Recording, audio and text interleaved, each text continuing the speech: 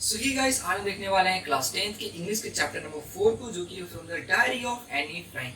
ये कहानी है वर्ल्ड वॉर 2 के वक्त की, जिस समय जर्मनी में नाजीज का पावर बढ़ता जा रहा था और वो लोग इतने पावरफुल हो गए थे कि अब वहाँ के जो जूस लोग थे उन्हें वो मारना शुरू कर दिए थे। तो एक जूस फैमिली, उसके बारे में पूरा कहानी है, तो हम लोग इसे डिटेल में देखेंगे। लेकिन चैप्टर में हमें उतना नहीं बताया गया, उससे पहले कुछ इंपॉर्टेंट बातें हमें बताई गई है चैप्टर के स्टार्ट करने से पहले, तो उससे हम लोग ब्रीफ में जो भी इंपॉर्टेंट चीज़ें उसे जान लेंगे। तो ये कहानी है एनी फ्रैंक पर, जिनका पूरा नाम है एनेलीज मैरी फ्रैंक। उनका जन्म हुआ था 1929 में और उनके जन्म के 10 साल बाद यानी 1939 में वर्ल्ड वॉर 2 स्टार्ट हो गया था। 1945 में वर्ल्ड वॉर 2 एंड हुआ और उसी साल एनी की भी मृत्यु हो गई थी। तो देखो हुआ ये कि जब जर्मनी में नाजिस का पावर बढ़ गया और जूस लोग को मारने लग गया, तो जर्मनी की रहने वाली एनी फ्रैंक अपने पूरे फैमिली और 4 दोस्तों के साथ वहाँ से चली गई नीदरलैंड के एम्स्टर्डम में। और वहाँ पे उसके जो फादर थे, उनके ऑफिस बोलते थे ऑफिस बिल्डिंग, उसमें एक सीक्रेट रूम था, वहाँ पे वो लोग चुपके से रहने लग गए। 2 साल तक वो लोग वहाँ पर चुपके से रहे, लेकिन किसी ने उन्हें धोखा दे दिया, जिसकी वजह से वो लोग पकड़े गए। पकड़े जाने के बाद उन्हें कॉन्सेंट्रेशन कैंप में भेज दिया गया। कॉन्सेंट्रेशन कैंप के बारे में आपने हिस्ट्री में पढ़ा भी होगा। वो ऐसी जगह थी जहाँ पर लोगों को कमरे में बंद कर दिया जाता और उसमें कुछ ऐसी जहरीली गैस छुड़ी जाती जिससे लोग या तो वहीं मर जाते या बीमार होकर के मर जाते थे। तो कॉन्सेंट्रेशन कैंप में भेजने के बाद एनी और उनकी बहन मार्गरेट दोनों ही मर जाते हैं। अब यहाँ पे एनी की मदर के बारे में कुछ भी नहीं बताया गया है कि क्या वो पहले ही मर गए थे या फिर जाने के बाद, तो हम उनका डिस्कस नहीं करेंगे।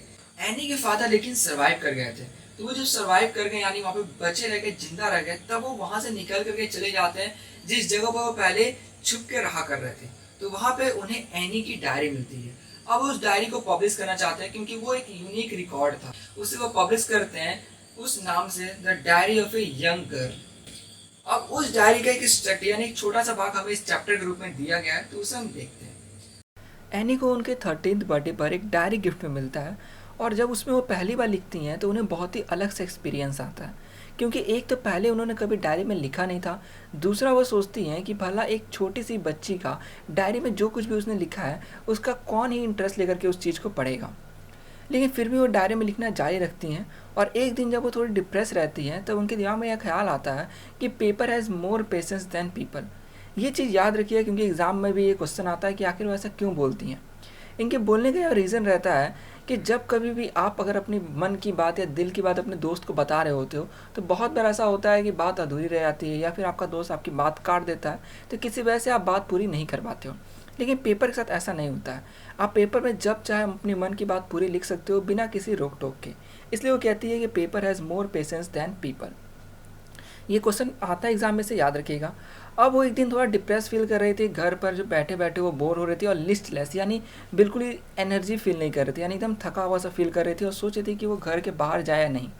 लेकिन कुछ देर बाद वो डिसाइड करती है कि घर के अंदर ही वो रुकेंगी और अपनी डायरी में यह लिखती हैं कि वो किसी को भी अपना ये डायरी पढ़ने नहीं देंगी जब तक कि उनको एक रियल फ्रेंड नहीं मिल जाता है। आगे वह लिखती हैं कि ऐसा नहीं है कि इस पूरी दुनिया में वह अकेली हैं, क्योंकि उनके पास प्यारे माता पिता हैं उनके और एक बड़ी बहन है और कुछ ऐसे भी 30 लोग हैं जिन्हें वो फ्रेंड्स बुला सकती हैं। लेकिन यहाँ पर उनके पास फ्रेंड्स हैं, लेकिन वो क्या चाहती हैं, कोई रियल फ्रेंड होना। जैसे फ्रेंड और बेस्ट फ्रेंड में थोड़ा अंतर होता है। आगे कहती हैं कि उनके पास परिवार है, उनके पास आंट है, उनके पास एक अच्छा घर है, लेकिन कोई भी ट्रू यानी रियल फ्रेंड उनका नहीं है और वो यही तलाश कर रही थी कि कब उनका कोई रियल फ्रेंड बनेगा। और जब भी वह अपने फ्रेंड्स के साथ रहती तो वो बहुत ही अच्छा वक्त बिताती, लेकिन उनके और करीब नहीं जा पाती। इसके कहने का अर्थ हुआ कि वो अपने बातों को, अपने मन की बातों को खुल के उनके साथ नहीं कह पाती थी और वह मानती है कि इसमें गलती उन्हीं की है क्योंकि वो कभी भी किसी से कन्फाइड यानी कि अपनी पर्सनल बातों किसी को अकेले में यानी प्राइवेटली नहीं बता पाती थी।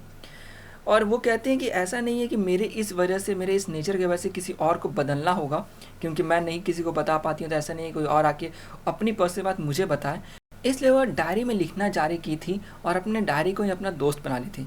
उन्होंने अपने डायरी का एक नाम भी रखा था जो है किटी, यानी उस डायरी को वो किटी बोल करके बुलाती थी। ये भी आप याद रख सकते हैं क्योंकि ये भी थोड़ा इंपॉर्टेंट है। अब डायरी में आगे लिखने से पहले वो डिसाइड करती हैं कि वो पहले अपने एक ब्रीफ स्केच यानी लाइफ के बारे में कुछ बताएंगी। उन्हें ऐसा करना पसंद नहीं था, लेकिन फिर भी वो लिखती हैं क्योंकि सोचते हैं कि फ्यूचर में मान लो कोई उनका डायरी पढ़ रहा हो तो किससे क्या पता चलेगा कि आखिर ये किसकी डायरी थी, किसने लिखा वगैरह। इससे पहले वो लिखती हैं अपने फैमिली के बारे में कि इनके पापा जब 36 और मम्मी 25 की थी तो उनका शादी हुआ था। इनकी बड़ी बहन यानी मार्गरेट का जन्म हुआ था जर्मनी के फ्रैंकफर्ट में 1926 में।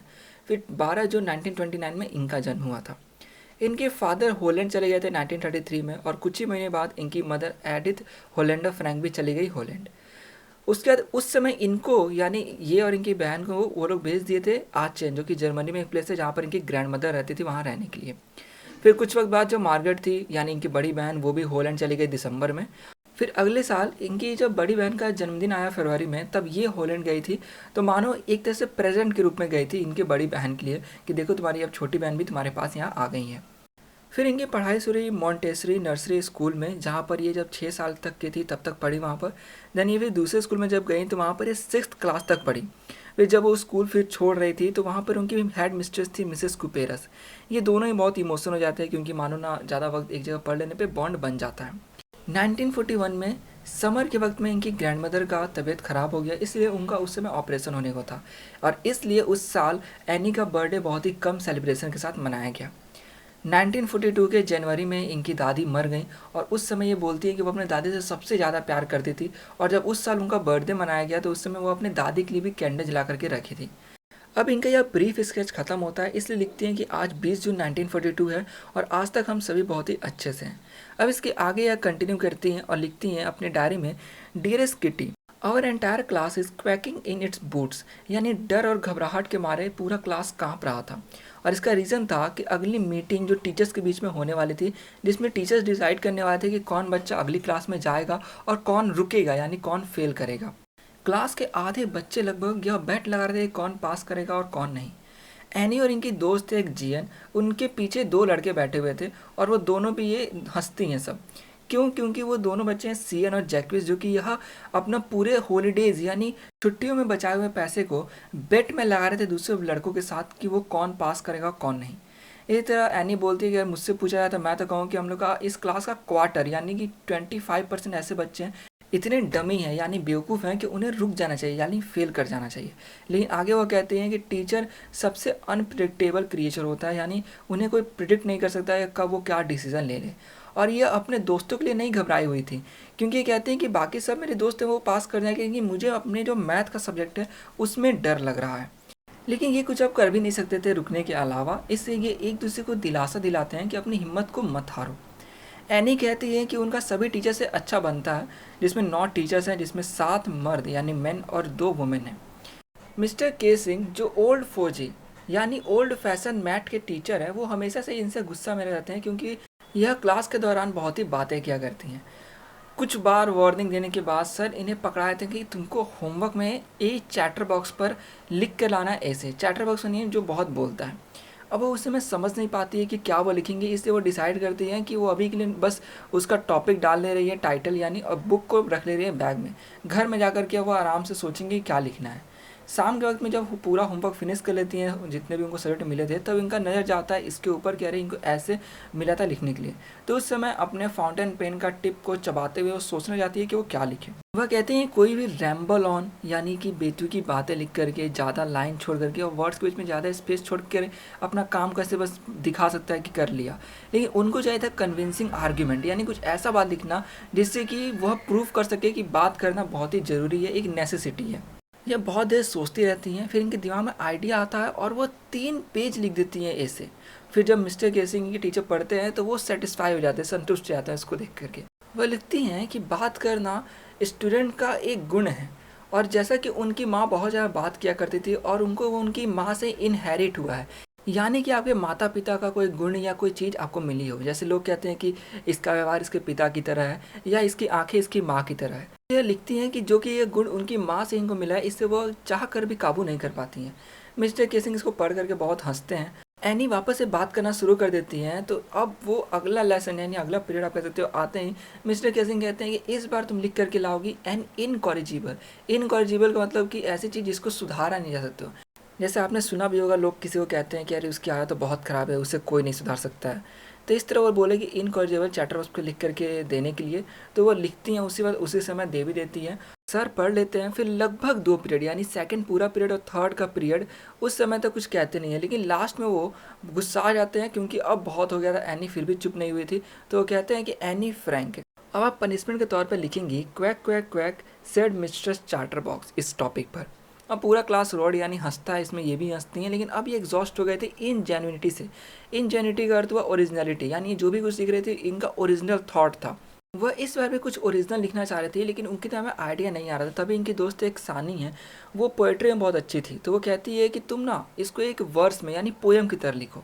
एनी खुश हो जाती हैं कि उनकी दोस्त उनकी मदद कर रही हैं और बोलती हैं कि जो टीचर है वो मेरे ऊपर जोक करना चाह रहे हैं ना, मैं अब ऐसा कुछ लिखूँ कि उन्हीं का जोक बन जाएगा। अब वो यहाँ पे लिखती हैं कि एक डक, मदर डक और फादर सॉन और उनके 3 बेबी डकलिंग्स थे। वो बेबी डकलिंग बहुत ही ज़्यादा आवाज़ करते थे, इसलिए उनके फादर ने उनको पीटते पीटते मार डाला। सीधा सीधा सुनने में बहुत ही गलत साउंड कर रहा है, बट इसको दूसरे वे में जैसा एनी बोलना चाह रही है कि एनी बहुत ज़्यादा बोलती है और इसके टीचर उनको बहुत ज़्यादा पनिशमेंट देते हैं कि ये ऐसे लिख कर लाओ, इस पे लाओ। तो एनी यहाँ रिफ़र कर रही थी कि जैसा वो बहुत बोलती है और उसके टीचर उसको बहुत पनिशमेंट देते हैं, तो मानो कि यार पनिशमेंट दे दे के मुझे मार ही डालो। तो ये कुछ ऐसा सेंस ला रही थी एनी, और लकीली मिस्टर केसिंग ने भी इसे जोक की तरह लिया सही में, और वो पूरे क्लास में इसको पढ़ते भी हैं, अपना कमेंट भी देते हैं, यहाँ तक कि दूसरे क्लासों में जाकर के भी ये चीज़ बोलते हैं, पोएम को पढ़ते हैं। अब ये तब से अलाउ हो गए थे कि यह जितना बात करते थे इनको सर नहीं रोकते थे और ना ही कोई दूसरा होमवर्क दिया करते थे एक्स्ट्रा। ऊपर से वो खुद भी क्लास में मजाक करना शुरू कर दिए हैं।